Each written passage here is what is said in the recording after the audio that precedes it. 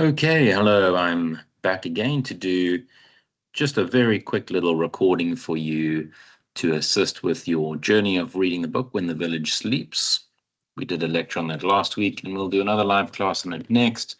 In between, I just wanted to do this, like I said, very short recording of about 5 or 6 minutes, in which I give you some tips on what to look for as you make your way through the book.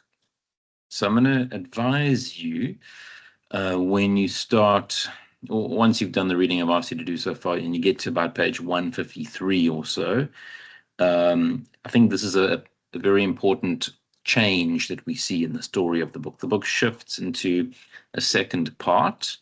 So it's kind of the second half of the book, and the perspective changes from that of Busi, who's the hero of the story, the protagonist, to the point of view of her daughter, Mandlakazi, from about chapter 3, page 153 or so.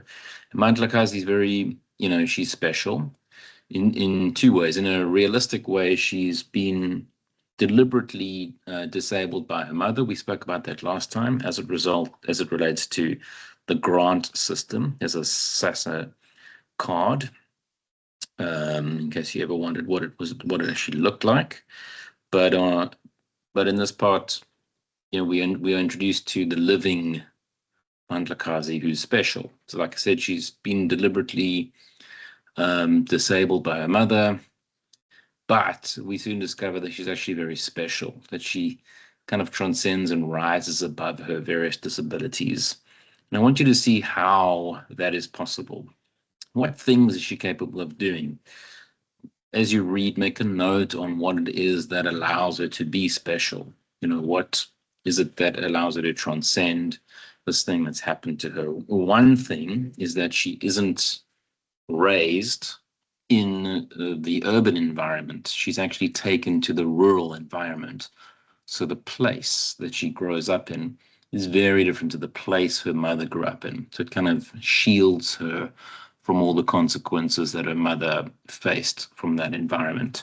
That links it to place, which again is the overriding theme of the module. Look at other things like on page 156, you'll find that shift to the rural area, how she gets raised on traditional medicines. There's a little anecdote on page 168 about this particular kind of a medicine or plant medicine called Intelezi, and what that means. It gets a little more kind of fantastical and magical in that too.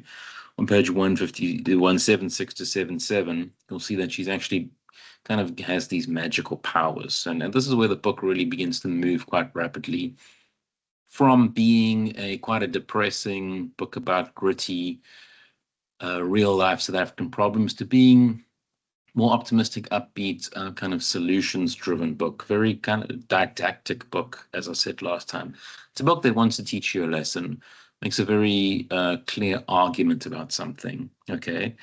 And Mandlakazi has these magical abilities, really. And what we might say here also, to use a term from literature, is that the book becomes magical realist, combines magic with realism, the realism of South African problems with the magic of traditional African culture.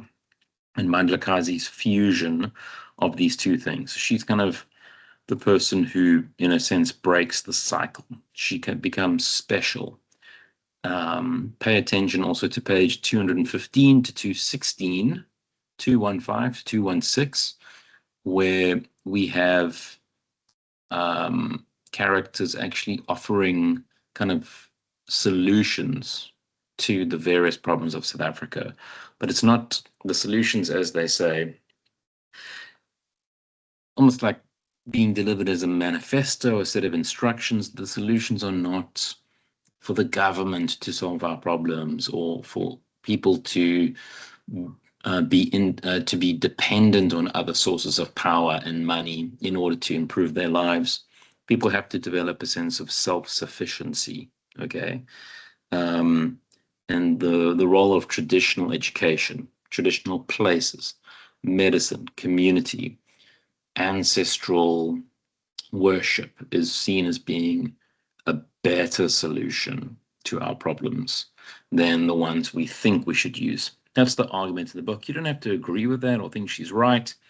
It's just a way of grappling with what I think Magona is trying to say. And maybe the term that captures this best is the word Ubuntu. As a South African, you'll know what this word means. It's an African philosophy which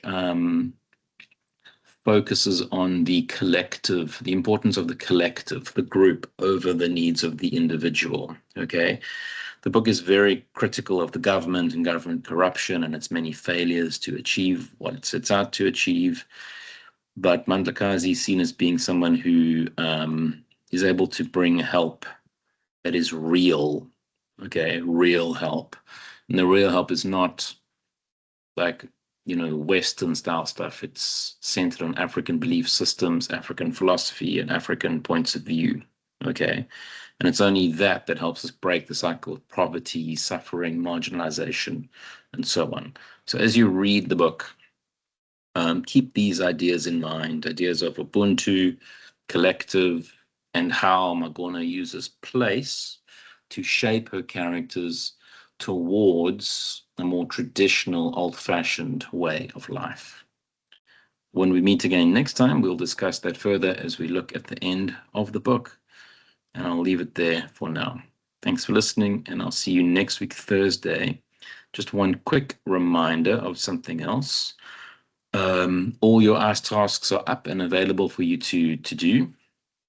You'll find them on ARC. Let me just try to share my screen and show you where.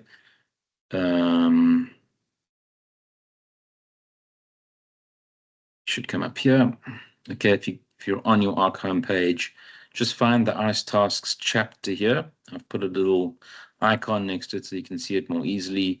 And you'll find the 4 ICE tasks for you to do here. The 2 you should do quite soon, because they're due the 4th of April.